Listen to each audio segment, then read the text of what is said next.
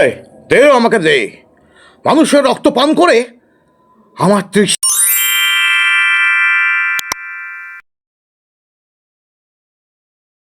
ঘরে কাঠ নেই। যাই বন থেকে কিছু কাঠ নিয়ে আসি, না হলে তো রান্না হবে না। ঘরে কাঠ না নিয়ে গেলে শ্যামলীও রাগারাগি করবে, কিন্তু কোথাও তো ভালো কাঠ দেখতে পাচ্ছি না। একটু এগিয়ে যাই, যদি কোনো ভালো গাছ ফাছ দেখতে পাই। এ আবার কোথায় এলাম? ওই গুহর সামনে দেখি তো একটা গাছ আছে, শুকনো এই গাছটাকে কেটে নিয়ে যাই।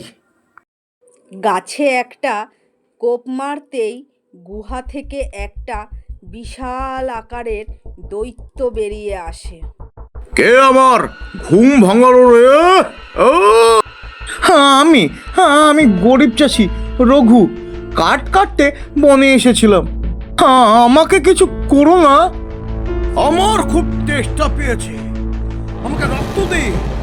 রক্ত না দিলে আমি তোকে খাবো, তোর রক্ত খাবো।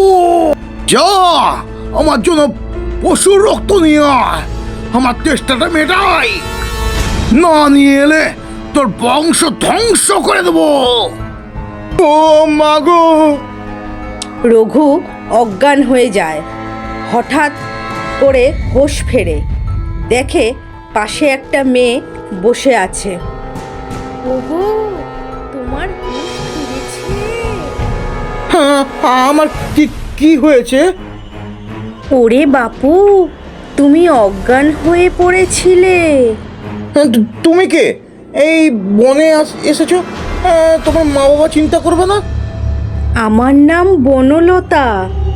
আমার মা বাবা কেউ নেই। আমাকে সবাই বনদেবী বলে ডাকে। বনলতা, তুমি একা একা কেন থাকবে বনে? তুমি আমার সঙ্গে চলো, চলো আমার সঙ্গে।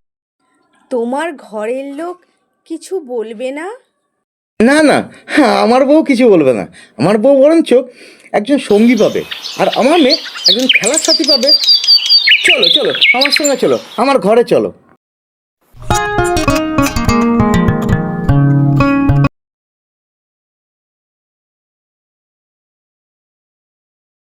ছাগলটা নিয়ে এলাম।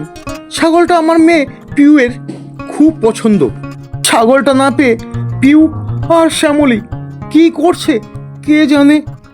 ওমা, ছাগলটাকে তো দেখতেই পাচ্ছি না, কোথায় গেল কে জানে।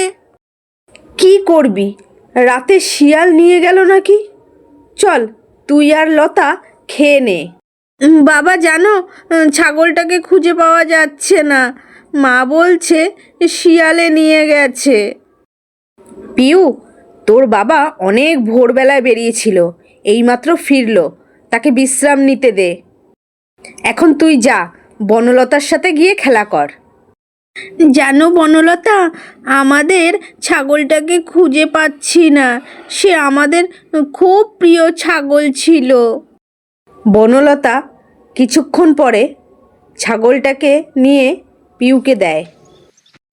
ওমা, দেখেছ, আমাদের ছাগলটা ফিরে এসেছে। ছাগলটা ফিরে এসেছে গো মা। কি গো, সারাদিন ধরে কোথায় ছিলে? আমি দেখেছি তুমি ছাগলটা নিয়ে গিয়েছিলে, কেন? রঘু সব কথা শ্যামলীকে বলে। হ্যাঁ, এবার ওই দৈত্যটা আমাদের পিউয়ের রক্ত খেতে চায়। তুমি জানো? কি বলছো গো? তুমি বরং বনলতাকে নিয়ে যাও। আমি পিউকে ছাড়া বাঁচবো না গো, কিছুতেই বাঁচতে পারবো না। কি কি বলছো? বনলতা বাবা মা মোরা মেয়ে আমাদের অতিথি। আমি বনলতাকে নিয়ে যেতে পারবো না গো। ঠাকুর, জানি না আমি কি করব। রঘু পিউকে কোলে তুলে নিয়ে যায় দৈত্যের কাছে।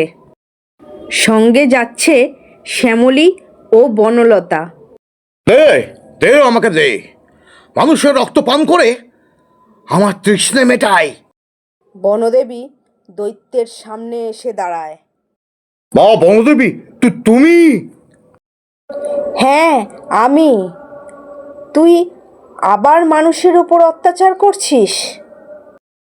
বনদেবী দৈত্যকে মেরে ফেলে। মা, বনদেবী, তুমি আমার মেয়েকে বাঁচালে।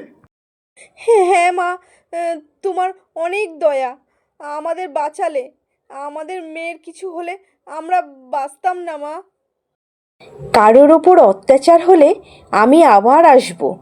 যা, তোরা তোদের মেয়েকে নিয়ে ঘরে যা।